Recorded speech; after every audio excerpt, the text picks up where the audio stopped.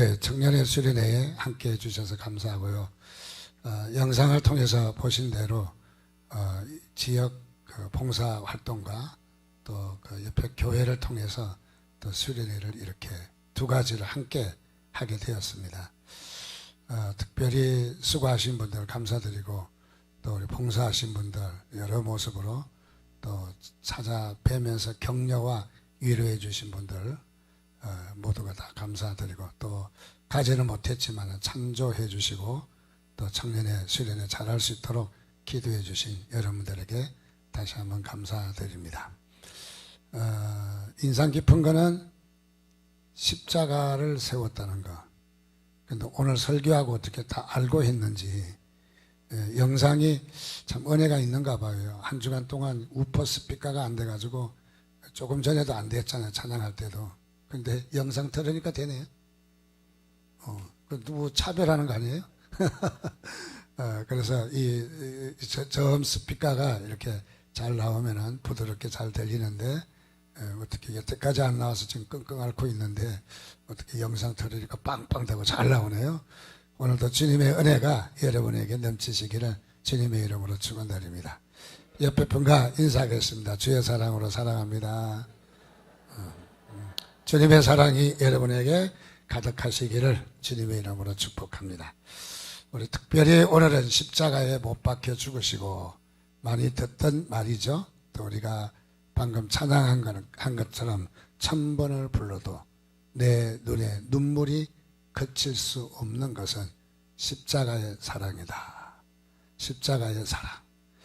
우리는 정말 잊을 수 없는 십자가의 사랑. 오늘도 저와 여러분에게 십자가의 은혜가 넘치시기를 주님의 이름으로 축원드립니다. 우리는 십자가를 뺄 수 없잖아요. 십자가 빼면은 아무것도 아닙니다. 십자가 빼면은 일반 종교만도 못합니다. 우리는요. 그래서 우리는 십자가가 너무너무 중요한데 우리 청년회에 또 강원도 오지에 컨테이너 교회에 십자가까지 세워줘서 저는 그런 의미가 있는 줄 압니다. 우리 청년회도 십자가의 사랑이 넘치는 것 같다. 그런 마음을 좀 가져봅니다. 오늘 이 말씀은 다름이 아니라 우리가 잘 암송하고 있는 신앙 고백 본디오 빌라도에게 고난을 받으사. 참 빌라도는 기가 간지러워서 지옥에서도 못 살 것 같아. 기독교인들이 신앙 고백할 때마다 빌라도에게 너 때문이야. 그래서 우리는 빌라도를 이름을 이렇게 거론을 합니다. 빌라도가 미워서 그럴까요? 그렇지는 않습니다. 우리가 부르는 것은 빌라도가 공식 석상의 인물이라는 거예요. 공개적인. 그리고 공식 석상의 인물이라는 거죠. 그래서 이 빌라도라고 말하는 것은 빌라도는 로마 황제의 밑에 있는 총독이거든요. 총독. 그래서 총독인데 어느 지역을 관장하는 최고 행정 책임자죠. 그래서 빌라도라고 하는 것은 로마의 황제의 권위가 있는 겁니다. 당시에 로마의 황제는 최고의 권력이에요. 세계 최고의 권력이에요. 그러니까 빌라도에게 고난을 받았다 하는 말은 예수님의 고난이 뒷골목에서 조폭들에 의해서 몇 대 얻어맞았다 그게 아닌 거죠. 예수님께서 공개적으로 고난을 받으셨다. 또 예수님께서 십자가에 죽으셨다는 것은 바로 십자가의 사건은 그냥 개인적인 어떤 뒷골목 사건이 아니라 이것은 로마의 최고의 권위 아래 이 사건이 있었다. 그 다음에 또 뒤에도 나오는 문제인데 다름이 아니라 예수님께서 죄가 없으시다는 이 그야말로 빌라도의 선언은 그냥 단순하게 몇몇 사람이 의해서 죄가 없다라고 한 것이 아니라 로마의 최고의 황제의 권위, 총독의 권위 밑에 총독으로서 황제의 권위에 대한 검증된 죄가 없는 부분이다 하는 것을 말해주기 때문에 우리는 빌라도에게 고난을 받았다고 하는 것은 단순하게 빌라도 개인을 욕하고 저주하고 조롱하는 것이 아니라 우리는 예수 그리스도께서 어떻게 십자가에 못 박히셨는가 하는 것을 보여주시는 것이죠. 특별히 우리가 몇 주 전에도 말씀을 나눈 대로 우리가 이 말씀에 좀 도와주세요. 안 넘어가서. 익투스라고 하는 물고기 모양입니다. 예수 그리스도는 하나님의 아들이다. 예수 그리스도 하나님의 아들이라는 말을 단어를 모아놓고 머리 글자만 땄어요. 머리 글자를 따서 보니까 익투스라는 말이에요. 이 말이 그리스 말 헬라어라고 하는데 익투스라는 말인데, 그래서 이것은 예수 그리스도는 하나님의 아들 구세주다 하는 뜻이에요. 근데 이 익투스라는 말을 글자를 따서 단어로 이렇게 쓰고 보니까 어떤 뜻이 나냐면 물고기라는 말이에요. 물고기. 그래서 초대교회 그리스도인들은 이 물고기가 그리스도인인 것을 상징하는 거예요. 옆에 모르는 사람이 와서 앉아 있는데 내가 그리스도인이야 그랬다가는 잡혀간다든지 고난을 받는다든지 어려움을 당하니까 믿는 사람이라면 같이 격려하고 위로하고 같이 기도하고 정말 못다한 예배도 두 사람이지만 해보고 이제 그런 것을 해야 할 텐데, 저 사람이 그리스도인인지 아닌지 구분하려면은 약간 장난기 비슷하게 발이나 손으로 물고기를 이렇게 그리는 거죠. 물고기를 그려요. 물고기를 그리면은 상대방이 못 알아보면 그건 불신자예요. 신앙인이 아니야. 그리고 물고기를 그리는 거 보고 그래 그리스도인이구나 네가, 나도 그리스도인이야 하고 답변으로 물고기를 또 그리면 얼싸안고 그야말로 같이 예배하고 하나님 찬양하고 또 삶을 나누고 이런 좋은 모임들이 있었던 것이죠. 그래서 이 물고기는 그리스도인들의 어떤 마크가 되어버린 거예요. 그래서 우리가 장식해서 이렇게 익투스라는 물고기라는 그림을 그리게 되는 거죠. 자, 예수 그리스도는 하나님의 아들이다. 이것을 고백하는 거예요. 물고기를 그리며 뭐 회를 먹고 싶다 그게 아니라 이것은 하나님의 아들 예수 그리스도 고백인 거죠. 그 순간을 한번 그려보시기 바랍니다. 얼마나 위험천만한 일입니까? 함부로 그리스도인이라고 밝힐 수 없는 그런 위험천만한 가운데 내가 그리스도인이야 라고 상대방의 표현을 한다는 것은 이건 보통 고백이 아니거든요. 그래서 물고기를 그렸던 초대교회 교인들은 여기는 정말 목숨을 내어놓는 그런 고백이었다. 즉 그것은 다름이 아니라 십자가이죠. 십자가. 특별히 교회를 상징하는 심벌은 십자가입니다. 십자가. 근데 원래 교회의 표지가 뭐냐라고 물으면은 뭐라고 대답하겠습니까? 십자가? 어느 강도사 고시에 그런 답이 나왔대요. 교회 표지를 써라 하니까 십자가 그래가지고 다 웃었다는 거 아니에요. 그래도 신학 공부는 한 사람이 답변을 교회 표지를 십자가라고 쓰니까 웃은 거죠. 교회의 표지는, 교회는 뭐냐? 말씀과 기도와 성례. 이게 교회라는 표시예요. 교회. 그러면 여기 교회라는 표시, 뭐 관광지도라든지 이런데 표시하는 십자가는 뭐냐? 이거는 외적인 상징물이죠. 외적인 상징물. 그래서 이 십자가는 교회 상징물이기도 합니다. 그러나 십자가가 예수님은 아닌 거죠. 십자가와 예수님을 혼돈하는 사람이 있어요. 그래서 어느 교회 가면은 십자가 앞에서 불 켜 있는, 그래서 십자가 불도 뒤에서 간접 조명 넣어서 잘 예쁘게 해놓습니다. 그래서 그 앞에 가서 기도하면은 응답이 더 잘 될 것 같은, 그래서 또 십자가를 가져다니면은 또 뭔가 해결이 될 것 같은 그런 마음을 가지지만은 우리는 십자가가 해결하는 건 아니거든요. 우리는 십자가의 사랑이, 십자가의 보혈이, 십자가의 사건이, 십자가에 있었던 사건, 그 사건이 무엇입니까? 예수 그리스도께서 십자가에서 죽으신 사건, 예수 그리스도가 능력이 있는 거죠. 그래서 우리 교회도, 우리 교단적으로 교인들이 자꾸 십자가 앞에 가야만 기도가 되는 것 같고 응답이 잘 되는 것 같고 그래서 십자가를 떼자. 왜냐하면 십자가가 우상이 되어 있다. 우리는 주님을 믿는 거지 십자가를 믿는 건 아니에요. 어쨌든 이 십자가는 주님께서 그 위에서 달려 죽으신 것을 말하는 것입니다.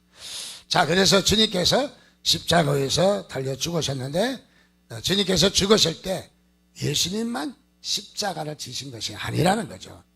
예수님 당시에도 예수님 좌우에 바로 강도들이 달려서 십자가에 죽으셨습니다. 예수님도 동일한 십자가에 달리셔서 죽으신 것이죠. 자, 이 십자가에 죽은 사건이라고 해서 다 이것이 역사가 일어나고 권능이 있고 제사함을 받을 수 있는 것은 아니라는 거죠. 아무나 십자가에 죽으셨다고 해서 그 사건이 우리의 죄를 용서해 주는 사건은 아니라는 거예요. 누구만이? 예수만이, 예수 그리스도만이 십자가에 죽으심으로 우리의 죄를 용서하신 것을 믿으시기 바랍니다. 다른 사람은 자기의 죄로 인해서 죽으신 것이죠. 당시에 예수님 이전에도 십자가에 달려 죽은 사람들이 무수히 많습니다. 두로섬을 공격한 알렉산더는 800명을 십자가에 못 박아 죽였습니다. 아구스토는 시실리에서 600명을 십자가에 못 박아 죽었습니다. 바투스는 예수님께서 살아계실 때에 갈릴리 폭동을 진압하면서 2000명을 십자가에 못 박혀 죽이는 바로 이런 사건도 있었습니다. 자, 십자가에 무수한 사람들이 죽었지만은 그러나 십자가가 다 죄를 용서하는 것은 아니다. 우리도 십자가에 1000번 만번을 달려서 죽었다고 할지라도 우리의 죄를 용서되는 것은 아니라는 거죠. 십자가의 사건은 무엇을 이야기하느냐? 예수 그리스도께서 십자가에 달려 죽으신 사건을 이야기하는 거예요. 그것만, 그 사건을 이야기하는 것입니다. 십자가에 처형하는 습관은 고대 사회에도 있었습니다. 애굽이나 페니기아, 칼타고, 아수리아, 인도까지 십자가 처형의 사건이 널리 행해지고 있었습니다. 근데 유대인들은 십자가에서 처형하는 이런 처형법은 없습니다. 유대인들은 이것은 유대인들은 목매어 죽이거나 화형시키거나 그래서 나무에 붙들어 매는 적은 있어도 십자가의 처형을 하지는 않았습니다. 이 십자가의 처형은 로마식입니다. 로마. 그런데 로마 시민에게는 시민권을 소유한 사람은 십자가의 처형을 할 수 없도록 되어 있는 거예요. 그러나 흉악범이나 노예나 또 더 나가서 이런 살인, 강도 같은 사람들은 로마법에 의해서 십자가의 처형을 했던 것이죠. 자, 이래서 십자가에는 가장 악랄하고 가장 잔인한 죄인들을 처형하는 사형털이라는 것이죠. 사형털. 자, 그런데 우리 주님께서 그러면은 이런 죄가 있느냐? 그것이 아닌 거죠. 먼저 중요한 것은 예수님께서는 이런 죄가 없다는 사실, 그 외에도 죄가 없다는 사실을 우리는 충분히 알 수 있는 것을 우리는 볼 수가 있습니다. 첫 번째는 누가복음 23장 14, 15절 말씀에 빨간 글 심어보면 이 사람에게서 죄를 찾지 못하였다. 누가 한 말입니까? 빌라도가 한 말입니다. 빌라도는 잠꼬대 한 게 아닙니다. 빌라도는 누굽니까? 세계의 권력을 상징하는 뭐 총독이지만은 황제가 있지만은 그러나 황제의 권위를 잇고 있는 총독이거든요. 그러니까 빌라도가 말한 것은 세계의 막강한 권력자입니다. 막강한 공인된 신분입니다. 그냥 적당히 뒷골목에서 찾기 싫어서 아니면은 별 볼 일 없어서 그래서 예수는 죄가 없다 한 것이 아니라 이 사건은 로마 총독과 황제의 결재가 되어진 사건이라는 거예요. 그런데 그 가운데 빌라도 혼자 대충 찾다가 끝난 것이 아니라 빌라도는 각종 이 수사기관, 국정원, 기무사까지 다 합해가지고 다 조사를 해보고 빌라도한테 보고하는 거 아니에요. 빌라도한테 보고하는 거잖아요. 빌라도는 그런 그 아주 까다로운 절차와 이런 조사를 끝내고 하는 말이 이 사람에서 죄를 찾지 못하겠다는 거예요. 죄를 찾지 못하겠다. 그리고 들어가서 요한복음 18장 28절에도 그들은 더럽힘을 받지 아니했다. 같은 말씀이긴 합니다. 그 다음에 요한복음 19장 4절에는 내가 그에게서 아무 죄도 찾지 못한 것을, 아무 죄도 찾을 수가 없다는 거예요. 또 하나를 더 보면 19장 6절에도 나는 그에게서 죄를 찾지 못하였노라. 그런데 빌라도는 예수를 사형을 언도했어요. 십자가형을 언도했습니다. 왜 언도했느냐면 유대인들의 폭도 때문에, 유대인들의 그런 반란이 일어날까봐 자기의 이 신분과 자기의 이런 그 권력이 그야말로 잘리게 될까봐, 그래서 이 유대인들의 소요에 그냥 유대인들의 민중들의 마음을 그냥 들어준 거죠. 그래서 이 빌라도가 죄를 찾지 못하겠다. 그래서 세숫대에 물을 갖다 놓고 자기의 손을 씻으면 나는 이 죄를 감당할 수가 없다. 그러니까 유대인들이 뭐라고 그랬어요? 그러면 그 죄를 우리에게 돌리십시오. 우리가 책임지겠습니다. 내게 돌리십시오. 그래서 유대인이 600만이 히틀러에 의해서 살해돼 죽지 않습니까? 장난이 아닙니다. 우스갯소리로, 흥분된 소리로 한마디 한 것이 이런 엄청난 재앙이 다가오게 된 것이죠, 바로. 자, 여기에 바로 이 빌라도가 선언한, 죄가 없다고 선언한 이것은 바로 세계 막강한 권력 앞에 어느 누구도 속이거나 또는 이 부정된 잘못된 서류를 갖다 집어넣고 할 수 있는 일이 아니라는 거예요. 막강한 권력을 통해서 예수님은 죄가 없다라는 사실을 다시 한번 공인된 거예요. 인정이 된 거예요. 이거는 적당히 흘러간 것이 아니라는 거죠. 자, 예수님은 바로 이렇게 해서 십자가에 처형을 받게 되는데, 당시에 로마법에 의해서 이 십자가에 처형이 되어질 때는 6가지 절차를 밟았습니다. 첫째는 채찍 등으로 때린 후 십자가 형장으로 끌고 갔다. 무슨 말이냐면 이 채찍은 막대기에다 가죽끈을 달아서 가죽끈 끝에는 뼈와 그 다음에 날카로운 돌과 쇠붙이를, 납을, 형상을 막 거칠게 해서 끝에다 달아매는 거예요.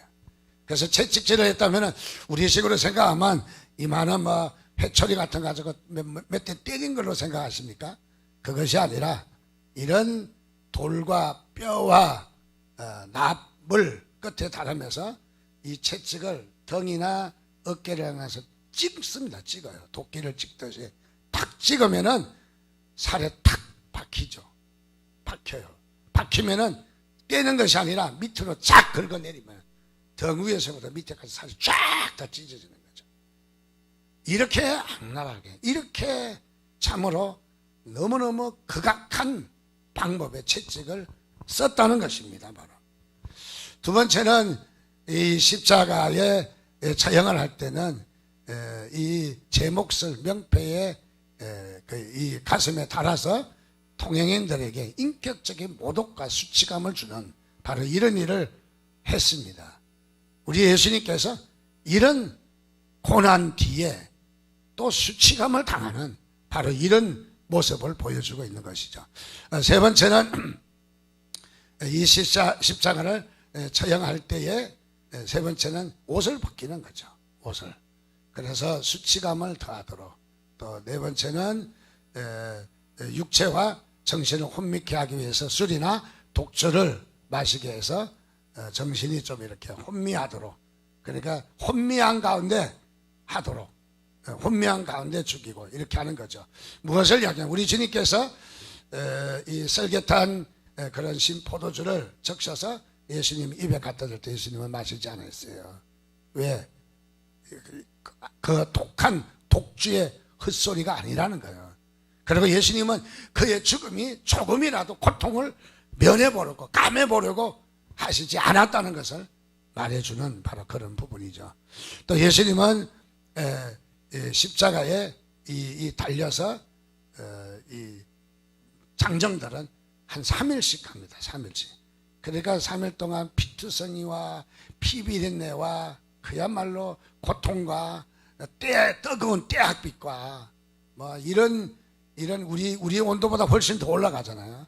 그런 떼학빛에 매달릴 때 벌레들, 뭐 벌들, 새들 날라와서 막 간질간질하고 새들이 쪼아대고 난리가 나지 않겠습니까? 얼마나 고통스러운지 보여주는 그런 부분입니다.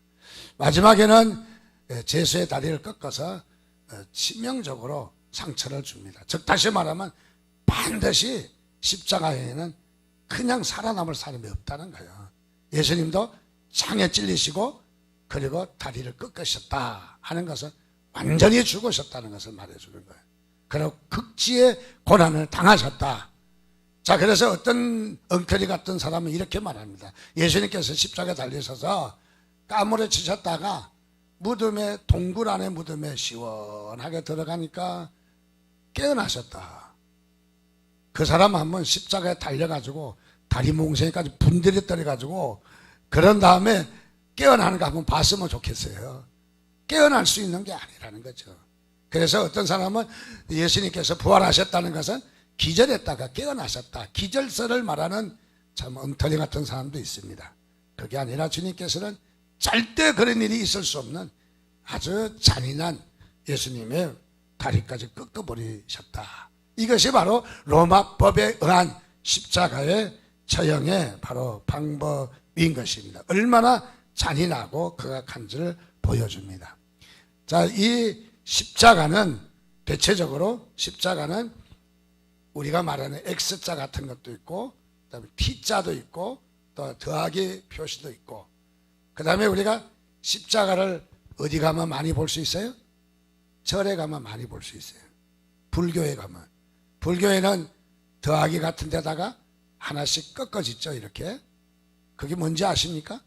십자가입니다. 그게 그리스의 사람들이 즐겨 쓰던 십자가 모양입니다. 이 불교가 이 그리스 문화를 많이 받아들였거든요. 그래서 그리스의 신화 얘기나 또 그리스의 신하들의 뭐 이런 야한 모습 이런 것들을 불교의 그 부처상에도 많이 이렇게 옷을 벗기는 또 이런 모습들이 많이 있죠. 거기에서 온 거거든요. 사실은 영향이. 근데 사실은 십자가인데 불교에서 이 십자가를 자기들이 쓴 거예요. 물론 뭐 나치 그것도 있지만은 무엇을 말합니까? 불교에서도 구원은 십자가다. 은근히 말해주고 있는 거예요. 아무도 안 믿겠지만은 제 혼자만 열불 내는 것 같네. 그래서 이 십자가입니다. 자, 예수님은 십자가를 더하기 표시와 같은 십자가에 달리셨다. 왜냐하면 제명이 위에다 그런 성경의 말씀을 볼 때 그런 십자가에 달리셨다 하는 것을 봅니다. 자, 이 십자가는 다시 말하면 한마디로 얘기하면 흉악한 사형털이에요. 흉악한 사형털. 이때 당시에는 고대로부터 십자가 모형 비슷한 흉내도 내지 않았어요. 왜냐하면 너무 잔인한 사형의 방법이기 때문에. 그래서 비슷한 모양도 그냥 인정할 수 없는 거예요. 저희 시골에 어렸을 때 동네에 장난치기로 유명한 분이 계셨어요. 장난치기로. 장날이 되면은 어떻게 해서 사람들을 장난치게 할까? 이 양반은 그게 전공이야. 그래서 그것을 하려다가 이제 뭘 했냐면은 시골에서는 흔히 뱀을 많이 보잖아요. 근데 이 풀을 이 기다란 걸 두 개를 묶어가지고 일하고 있는 사람에게도 목에다 탁 던지면서 뱀이다! 그런 거 놀래 뒤집어져서 막 난리가 납니다. 막 뱀의 징그러워 보니까 뱀이 아니라 풀입니다. 이렇게 징그럽게 이렇게 놀려대는 그런 인간이 있었어요. 하여간 시골이 좋지 않는가 봐. 근데 그렇지 않습니까? 뱀에게 놀란 사람은 그 풀 두 개를 묶어서 목에다 던지면 진짜 놀라는 거죠. 진짜. 십자가에 이 사형틀은 생각하고 싶지도 않는 거예요. 너무너무 잔인한 거예요.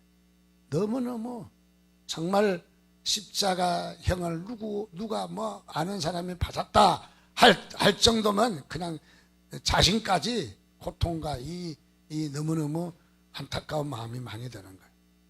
이렇게 십자가형은 무엇입니까? 저주의 대상인 거죠. 누가 그 십자가 모양을 쓸 수가 있겠어요? 건축할 때 창문을 달 때에 유리창을 달 때에 십자가 우리는 지금 막 걸고 있습니다. 그래서 자이든 다이든 건축법이든 뭐든 간에 어쨌든지 뭐 십자가, 원래 개선문도 십자가 3개거든요. 개선문이. 그렇게 개선문을 옛날에 고대에 지을 때 십자가를 3개 하고 위에 까고 가운데 십자가를 뜯어내는 거예요. 전 건축 공법이.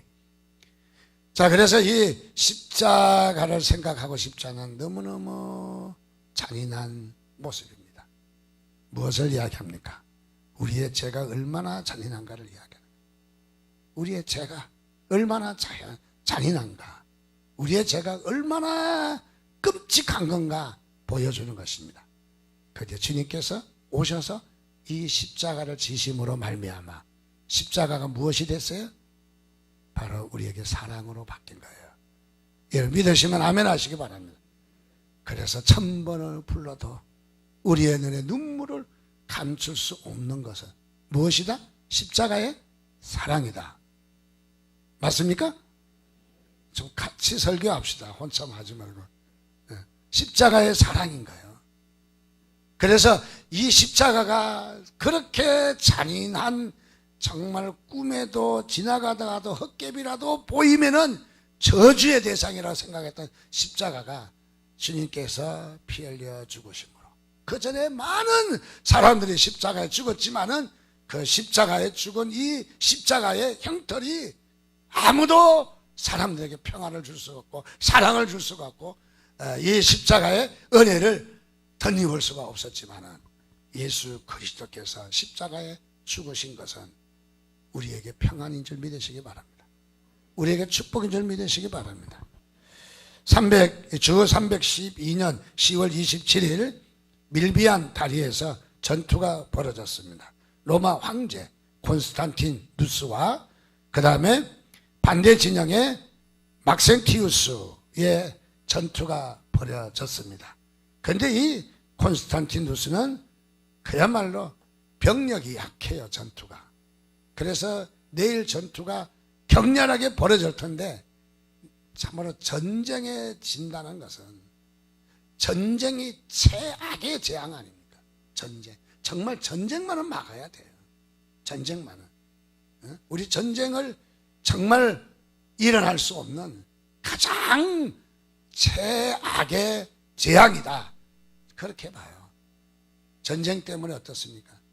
우리 총 맞아주고, 어제도 저희 가족들 만나서 이야기했는데, 그 옆집에 그 사람 저쪽에 아무개가 밀고 해가지고 6.25 때 산으로 끌려가서 하루아침에 시체가 돼서 그런 이야기를 하면서 정말 가슴이 찌릿하더라고요. 전쟁만큼 그렇게 어려운 거죠. 그런데 이 콘스탄티누스는 전쟁에서 약한 거예요. 질 것이 뻔한 거예요. 저녁 내 잠몰이 두다가 꿈인지 환상인지 이런 것을 꿈을 꾸었어요. 환상을 봤어요. 다름이 아니라 그리스도라고 하는 그리스도의 첫 글자를 새기고 달고 나가면 전쟁에서 이긴다, 승리한다. 그래서 이 콘스탄티누스는 병사들에게 다 그리스도를 상징하는 이 표시를 다 하고 전쟁에 내보냈어요. 근데 놀라운 역사가 일어났어요. 전쟁에서 승리하게 된 거예요. 전쟁에서. 그래서 이것은 신의 계시다, 신의 특별한 은총이다, 이거는 신탁이다, 그렇게 생각하고 또 그렇게 믿었습니다. 그래서 그는 313년에 드디어 이 콘스탄티누스가 아까 600명을 십자가에 달았다고 그러잖아요. 그렇게 믿지 않는 사람이었는데, 근데 이 콘스탄티누스가 드디어 313년에 기독교를 국교로 공인합니다. 할렐루야. 숨어서 죽임을 당하고 창에 찔리고 돌에 맞아 죽고 그렇게 예수 겨우 믿고 정말 숨어서 강 개울을 건너서 산을 지나서 그렇게 가서 이 신앙생활 몰래 숨어서 공동묘지 밑에서 지하에서 그렇게 숨어서 하던 기독교인들이 하루아침에 할렐루야 아무 데서나 예배하게 됐다. 얼마나 좋아요. 얼마나 정말 신난다. 뭐 구두난다. 얼마나 좋겠어요. 너무너무 좋은 거 아니겠어요. 자, 그런데 문제는 여기에서 또 하나 문제가 있어요.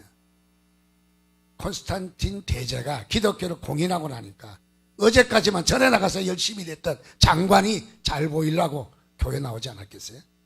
그래서 교회가 구름대처럼 모입니다. 구름대처럼. 수용할 수가 없어요. 수용할 수가. 그냥 교회에 있는 건물 아니면 이방 신전이었던데도 대충 그냥 십자가만 알고 교회 그렇게 해서 교회가 막 엄청나게 부흥되고 교회가 막 너무너무 대단한 거야. 그래서 교회 안 가면 그때는 못 사는 거예요. 근데 문제 여기 또 일어났어요. 교회가 부흥하고 부흥해서 내적인 부흥이 일어난 것이 아니라 외적인 정치적인 부흥이잖아요. 그러므로 말미암아 기독교인들이 몰려오면서 교회는 부강하게 되었어요. 돈이 많아지게 생겼어요. 그러다 보니까 타락한 거예요. 타락한 거예요. 무엇을 이야기합니까? 주님의 십자가의 은혜가 아니고는 교회의 외형적인 것 갖고는 안 된다는 거예요. 그래서 기독교가 부패해지기 시작한 거예요. 돈, 물질에 그야말로 부패해지기 시작한 거죠. 자, 우리 십자가는 무엇입니까? 우리는 출세 대상도 아니라는 거야. 십자가는 배불리 먹고 따뜻하게 사는 것만도 아니라는 거야. 십자가는 무엇이냐? 십자가는 하나님의 지혜와 능력입니다. 믿으시면 아멘 하시기 바랍니다. 한번 같이 읽어볼까요? 고린도전서 1장 18절 시작. 십자가의 도가 멸망하는 자들에게는 미련한 것이요 구원을 받는 우리에게는 하나님의 능력이다. 십자가를 두고 두 가지 결례가 있다는 거예요. 하나는 미련한 사람도 있고 또 하나는 능력으로 믿는 자도 있다는 거죠. 두 가지, 믿는 자와 믿지 않는 자가 있다는 거죠. 십자가를 가지고 거기를 믿는 자도 있고 믿지 않는 자가 있다는 거죠. 믿는 자는 어떤 자입니까? 십자가 때문에 은혜를 받는 것입니다. 십자가 때문에 자유함을 얻는 것입니다. 그동안 샤머니즘이나 어떤 그 풍습이나 어떤 그 습관 때문에 또는 상처에 어떤 그 서로 갈등 때문에 어떤 오해 때문에 묶여있던 데서 묶여있는 거예요. 그래서 묶여서 매이고 패기도 싫고 만나기도 싫고 또 뭐 같이 하기도 싫고 막 이런 묶여있는 곳에 십자가의 은혜가 임하면 자유가 있는 것을 믿으시기 바랍니다. 그래서 우리에게 어떻게 마음의 평안이 있어요. 그래서 우리는 천번을 불러도 내 눈에 눈물을 멈추게 할 수 없는 그 십자가의 은혜, 십자가의 사랑인 거죠. 그래서 십자가에 어떻습니까? 십자가로 말하면 우리가 평안이 주어집니다. 우리는 노래할 이유 있네 말하는 것처럼 많은 고난이 있고 힘든 일이 있어도 십자가 때문에 우리는 마음의 평안함, 십자가를 바라보면 우리에게 감격이 있습니다. 눈물이 있습니다. 십자가를 바라보면 우리에게 샘이 솟아납니다. 때에 따라서 십자가의 보혈로 기도하면 병나음을 받습니다. 바로 이런 놀라운 역사들이 일어나는 거예요. 십자가. 그 십자가 때문에 수지 맞는 거예요. 십자가에는 뭐냐 하면 우리에게 능력이에요. 능력. 십자가는 최고요. 최고. 그야말로 십자가에 이렇게 은혜를 받고 이렇게 놀라운 축복을 받는 사람이 있는가 하면 십자가가 걸림돌이 되는 사람도 있대요.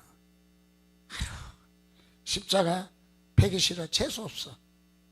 그래서 십자가에 똑같은 십자가인데 재수 없어. 그리고 이 십자가는 십자가를 저주합니다. 어떻습니까? 무당들이 구설할 때 어떻게 합니까? 뭐 둥둥둥둥 하다가 마지막에 저 마당 끝에 나가서 뭐 하는지 아십니까? 칼 가지고 땅에다 그림을 그립니다. 무슨 그림을 그리는지 아세요? 십자가를 그리는 겁니다. 십자가를. 박, 박, 박, 박. 그것도 한 번도 아니고 박박 긋고 가져갔던 무당이 칼로 춤추고 뭐 난리가 났던 무당이 칼로 십자가를 땅에다 때려서 후리칩니다. 무엇을 합니까? 십자가를 저주하는 거예요. 무당의 길은 십자가를 저주하는 거예요. 저주. 그러니까 이 집안에 지금 누가 병이 났다든지 뭐 그때는 뭐 병원이라든지 이게 잘 없으니까 그냥 뭐 우환이 생기고 어려움이 생기면 무당불에다 굿하고 십자가에 가까이 할 수 없다는 거예요. 십자가에 이걸 저주하는 거, 십자가에 귀신을 내쫓는다고 생각하는 거예요. 무당이 뭐냐면 결국은 예수 십자가를 부인하는 거예요. 예수 십자가를. 왜 그렇습니까? 십자가가 귀찮은 존재니까. 그래서 저들에게는 미련한 것이라는 거예요. 여러분 십자가가 미련한 것이 아니라 여러분의 능력이 되시기를 바랍니다. 십자가 때문에 행복하시기 바랍니다. 십자가 때문에 해결받으시기 바랍니다. 십자가 때문에 잘 되시기 바랍니다. 바로. 그래서 십자가를 바라보면 우리 감격이 아무 감격이 없습니까? 아무 감격이. 시집 보낸 딸이 쫓겨나고 지금 너무너무 고난받고 있는데 그렇지, 시집 갔으니 지가 알아서 하겠지. 그러겠어요? 친정에서 어떻게든 도와주려고, 어떻게든 해결하려고. 오늘 우리는 십자가에서 이런 어떤 마음이 있습니까? 그냥 내버려 두겠습니까? 아니면 십자가를 보면서 감격 있고 눈물 있고 십자가를 보면서 여러분 새 힘을 얻고 상처를 치유하고 십자가로 둘이 하나가 되고 십자가로 원수된 것이 화목하게 하는, 그야말로 우리나라 인천대교가 세계 3위인가 그래요. 길이가. 그런데 얼마 전 중국 갔더니 마카오에서 심천까지인가 다리를 오는데 두 시간인가 다리 위에 달려간대. 다리 위에만 2시간. 그래서 전에는 배를 타고 갔는데 이제는 다리로 세계 최장의 긴 다리예요. 야, 2시간 동안 다리를 달려가다니 너무너무 굉장하지 않을까. 그런데 그 다리보다도 더 먼 것이 있습니다. 그것은 무엇입니까? 원수입니다. 원수. 주님은 그 다리보다도 더 긴 우리의 죄악을 연결하신 십자가인 것을 믿으시기 바랍니다. 그래서 에베소서 2장 16절에도 바로 십자가로 둘이 한 몸을 이루었다라고 말합니다. 2007년 4월 18일 터키의 안디옥, 이 안디옥은 우리가 늘 부르던 수리아 안디옥이 아니라 비시디아 안디옥을 말합니다.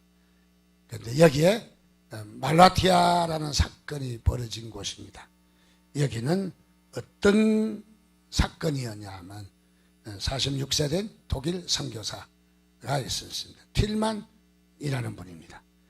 터키어로 성경을 가르치고 그래서 성경 공부를 하면서 선교 사역을 펼쳐나갑니다.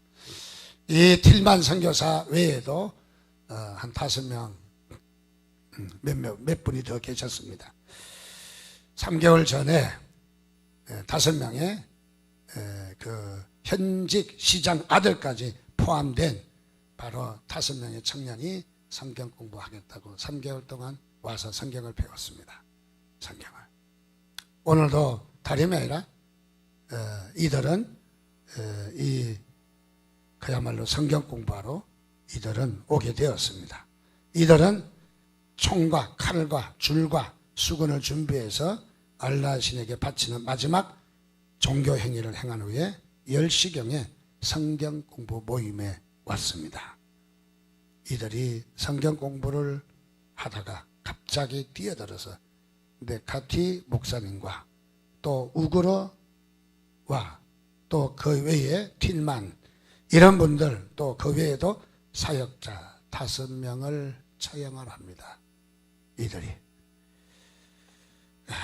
고문을 받은 틸만은 156번의 몸이 찔렸습니다. 칼에. 네카디는 99번이 찔렸고 우그르는 얼마나 많이 찔렸는지 셀 수도 없는 칼자국이었습니다. 심지어는 동료들이 보는 앞에 배를 가르고 창자를 끄집어내서 창자를 자르기도 했습니다. 심지어는 손가락을 자르고 코와 입을 항문까지도 칼집을 내서 그야말로 이 만신창이가 되게 했습니다.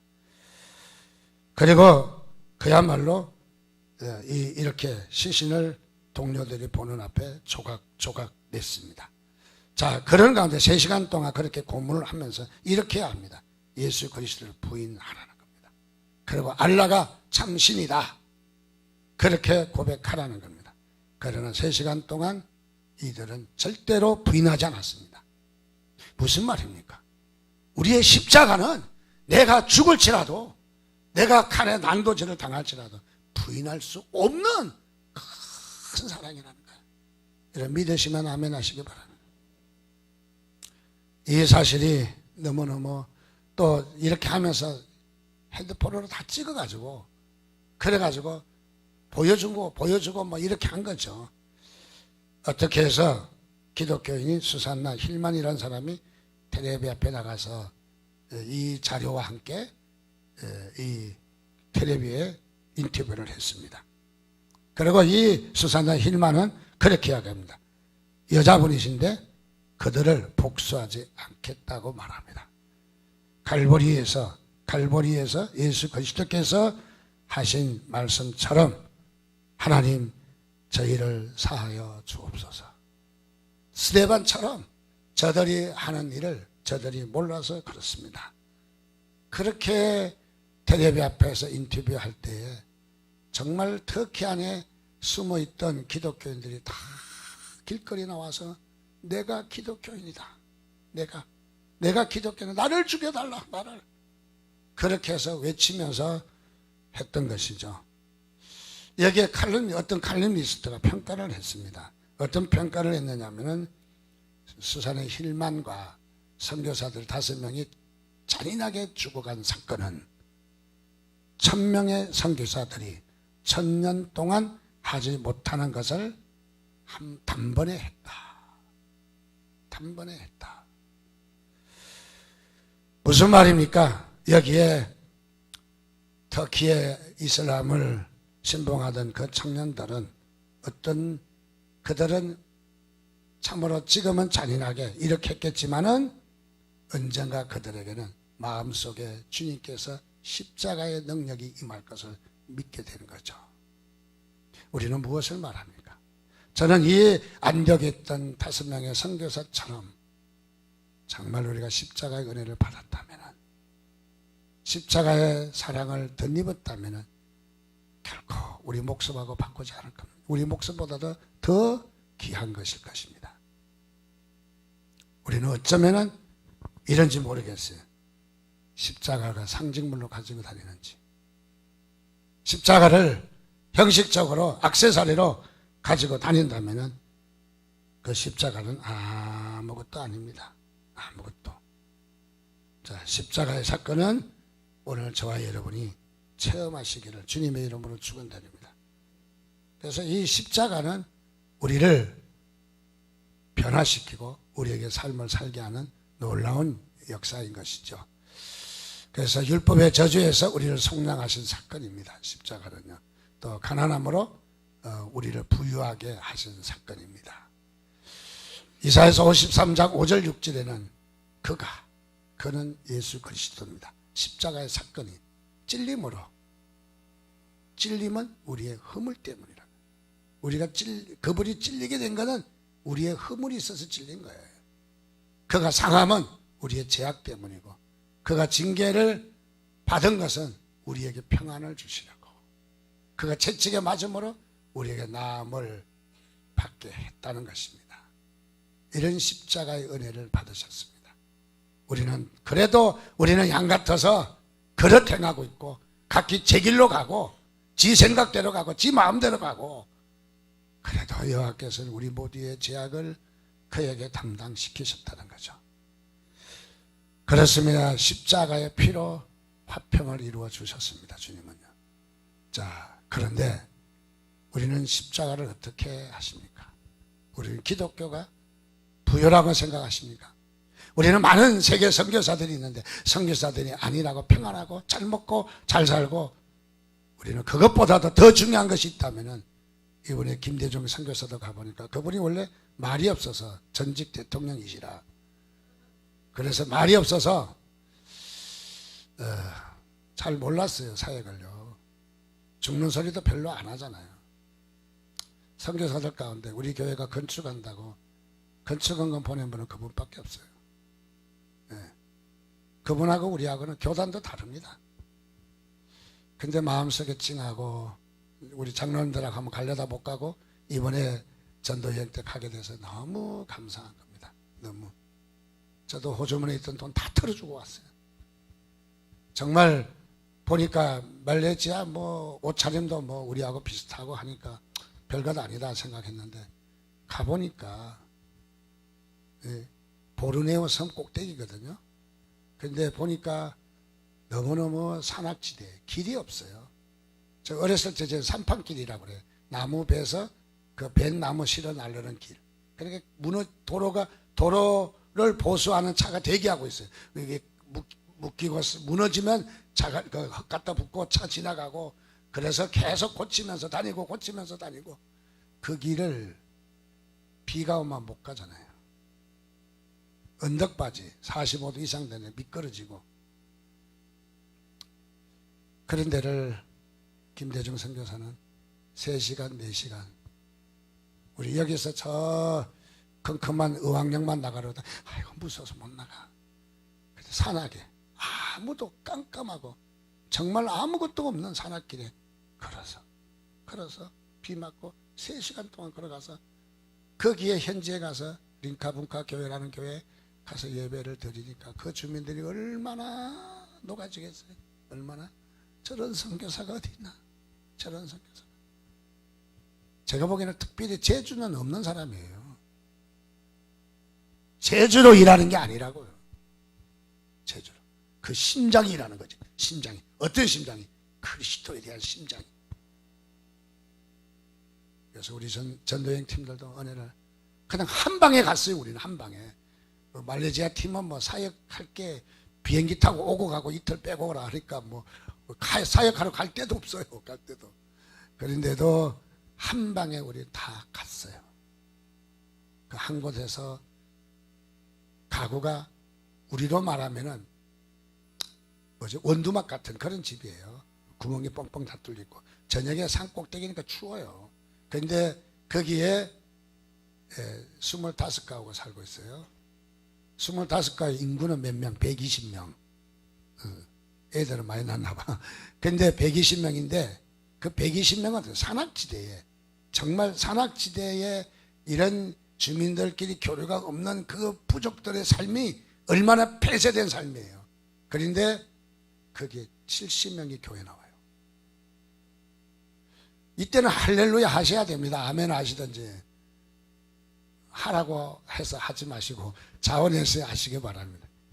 70명이 그리스도인이 됐어요. 물론 아직도 정령 숭배하는 사람도 있겠지만, 저녁이 되면 귀신을 부른다고 온갖 지정을 하고 막 춤을 추고 막 밤새도록 난리가 나는 그 인간들, 무서워서 칼부림을 막 칼을 휘둘리고 하는데 나가지도 못하고 벌벌벌벌 떨고 있는, 그러다가 이들을 전도해서 70명이 교회 나오게 됐어요. 70명. 이거 기적 아닙니까? 기적. 여러분, 그분이 그 인생을 왜 거기다 묻습니까? 주님이 주신 십자가의 사랑입니다. 십자가의 사랑. 누구든지, 우리 같이 읽읍시다. 시작. 누구든지 자기 십자가를 지고 나를 따르지 않는 자도 능히 내 제자가 되지 못한다. DTS 했다고 제자 되는 게 아니에요. 제자 훈련 받았다고 제자 되는 게 아니에요. 여러분, 자기의 십자가를 지는 겁니다. 십자가의 은혜 받은 사람은, 십자가의 은혜를 덧입은 사람은 자기의 십자가를 지는 거예요. 자기의 십자가. 고난도. 그래서 우리는 선교사들이 잘 먹고 잘 살고 평안히 있는 것보다도 정말 우리는 주님 앞에 인내하고 헌신하고 주님을 드러내는 그런 사역이 되어야 되지 않을까. 같이 기도하겠습니다. 우리 한 목소리로 기도합니다. 하나님 그렇습니다. 오늘 우리 자신을 살펴보며 작은 일 때문에 원망하고 불평하고 이것 때문에 안 된다고 우리는 주님 앞에 부요해지기 원하고 더 갖기를 원하고 더 안주하기를 원하는 우리의 십자가의 신앙보다 고난이 있을지라도 하나님 주를 위해서 우리의 눈물이 그칠 수 없는 주를 위해서 우리가 헌신할 수 있는 내게 주신 십자가를 지고 걸어가는 십자가의 신앙이 있게 해달라고 우리 같이 한 목소리로 한 1분 동안